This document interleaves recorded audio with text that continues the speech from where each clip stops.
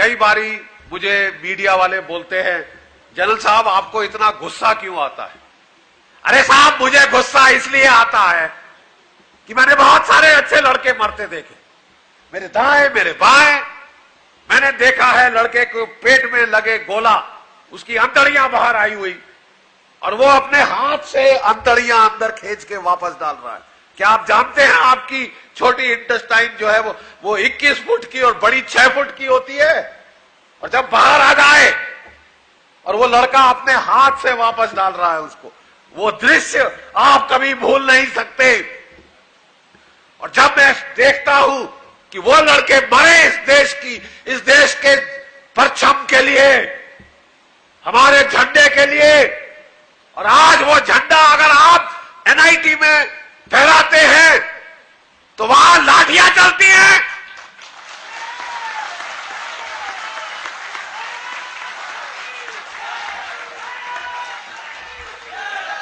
और इसके ऊपर साहब हमें बोला जाता है सहिष्णुता है, आप इनटॉलरेंट हैं। हाँ हैं, जीरो टॉलरेंस है। तुम झंडे को हाथ तो लगा के देखो, तुम्हारे हाथ तोड़ देंगे हम।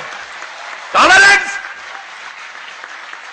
टेररिज्म, पिछले 30 साल से वही पाकिस्तान जिसके हमने 2 टुकड़े किए थे, आतंकवाद का दौर उसने भारतवर्ष में चला रखा है। क्या आप जानते हैं ये 1980 में पंजाब में शुरू हुआ?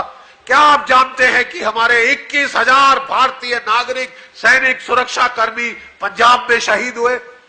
जब हमने पंजाब में काबू पा लिया तो जम्मू कश्मीर में यह दौर चला दिया। 20 साल वहां चला, 44,000 भारतीय नागरिक शहीद हो गए। 44,000 जम्मू कश्मीर में लड़ते लड़ते, और अब भी लड़के शहीद हो रहे हैं। आए दिन पामपुर में कभी यहां कभी वहां खबरें आती रहती हैं मीडिया के ऊपर।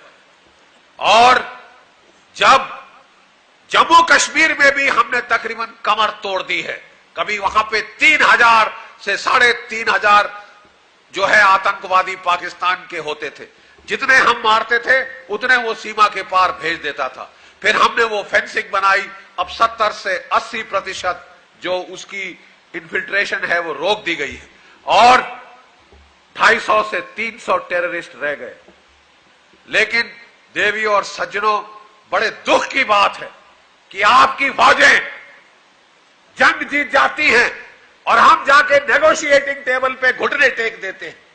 घुटने टेक देते हैं हम जाके वहां नेगोशिएटिंग टेबल पे, दे देने को तैयार है, क्योंकि हमारे में एक चीज की कमी है, इच्छा शक्ति। हमारे में सहिष्णुता नहीं, उदारवाद कूट कूट कर भरी गई है।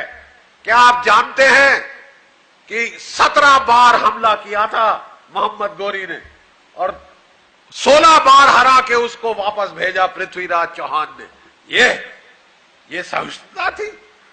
अरे साहब भाग रहे, भागते को क्या मारना?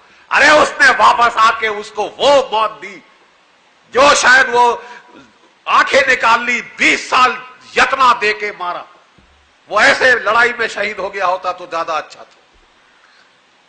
ये है हमारी जो सहनशीलता का नाजायज फायदा उठाया गया है। 1000 साल आपके ऊपर राज हुआ है, आपके मंदिर तोड़ दिए गए, आपके जब पुस्तकालयों में आग लगाई गई थी नालंदा के, 3 महीने जलता रहा वो, इतनी किताबें थी। पढ़ाई लिखाई हम लोग करते हैं, किसी को हमने दखल अंदाजी नहीं करी। बहुत है इस धरा में, सोने की चिड़िया कहा जाता था, लेकिन कहा गया इसका सोना? अरे लूट लूट कर ऊंटों पर लाद कर ले गए। आप समझ रहे हैं? आपकी औरतों को भी ले गए वहां पे बेचने, मंडी बाजारों में। 1000 साल आप कह रहे हैं हम टॉलरेंट हो? नहीं टॉलरेंट होंगे ऐसी चीजों के लिए। और अब जरा ये ज्वाला पैदा होनी शुरू हो, हम नहीं सहेंगे। We will not stand this nonsense. कोई तुम्हारी एक गाल पे चांटा मारे, तुम दूसरी गाल आगे कर, ये हम लोग कहते हैं। और आपको पता है चीनी क्या कहते हैं? If a man slaps you once it is his mistake. अगर एक आदमी आपको चांटा मारता है उसकी गलती है, आप उसके हाथ पैर तोड़ देंगे, तूने मारा कैसे बे?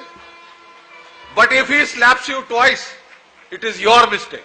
लेकिन अगर दूसरी बारी चांटा मारता है, जरूर आपने कोई गलत किया होगा, सीटी मारी होगी गलत जगह, तभी तो आप खड़े होके मार खा रहे हैं भरे बाजार में।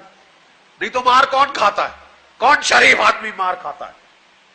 लेकिन ये हमारे को जो खोखला कर दिया गया है, खोखला कर दिया गया है। मैं स्वामी जी से कह रहा था, अगर अभी जरूरत है साधना की तो वीर भाव साधना की। और आप जानते हैं वीर भाव साधना कहां होती है? शमशान में, जहां जीवन का सबसे बड़ा भयंकर सत्य सामने दिखता है। धर्म क्षेत्र, युद्ध क्षेत्र, कुरुक्षेत्र। असली धर्म वहां पता चलता है, लड़ाई में। आप मानते हैं ना हन्यते हन्य माने शरीरे। अरे इस शरीर के जल जाने से, कट जाने से, मर जाने से वो आत्मा नहीं मरती, वो जीवित आजीवन कभी मर नहीं सकती, अजर अमर। लेकिन क्या हम इसको मानते हैं? अगर हम मानते तो क्या 1000 साल आपके ऊपर लोग राज करते? यही तो दुख की बात है। मैंने समझा था 37 साल की सर्विस के बाद जब मैं रिटायर होके आया, और मेरी किस्मत कुछ ऐसी थी कि लड़ाई से आगाज हुआ और लड़ाई से अंत हुआ, और लड़ाई ही लड़ाई। हर रैंक पे मेरे गोली यहां से या वहां से जा रही थी। मेरी थोड़ी ज्यादा गुस्सा खा जाने की आदत है, तो कई मेरे सीनियर मेरे से ज्यादा खुश नहीं थे, उनको बोले इसको जेड के भेजो, ये वहां फिट रहेगा, लोगों को भी फिट रखेगा। हाँ, 350 मार के आया, और बड़े फक्र के साथ कह सकता हूं। फिर मौका मिले फिर गाड़ेंगे, क्योंकि जो हमारे देश में हमने कोई होटल नहीं खोल रखा कि कलाश्निकोव लेके बगैर पासपोर्ट, बगैर वीजा के आप आओ और हमारे औरतें, बच्चे, आदमी मारो। आप लड़ना चाहते हो तो लड़ो सामने मैदान में आके, हमको तनख्वाह मिलती है लड़ने की। मैं यही बोलता था। लेकिन ये क्या तरीका है? झावरी बाजार में बम फोड़ो ताकि औरतें, बच्चे, बूढ़े मरे, और जब वो घायल लोग वहां से जाते हैं, जैसे अहमदाबाद में हुआ, वहां पे अस्पताल के बाहर बम लगाए।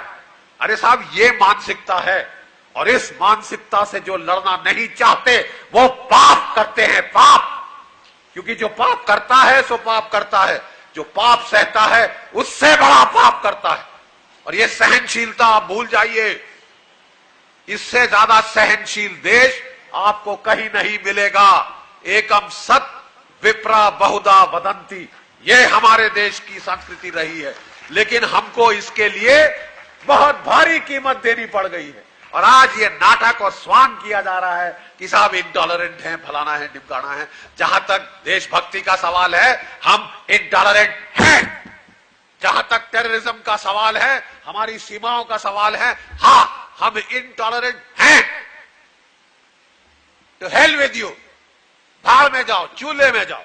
लेकिन हम नहीं, इस पे कोई कॉम्प्रोमाइज नहीं, ये कोर वैल्यूज पे कोई कॉम्प्रोमाइज नहीं। बाकी आप इकोनॉमिक पॉलिसी, ये पॉलिसी, वो पॉलिसी सब डिस्कस कर सकते हैं।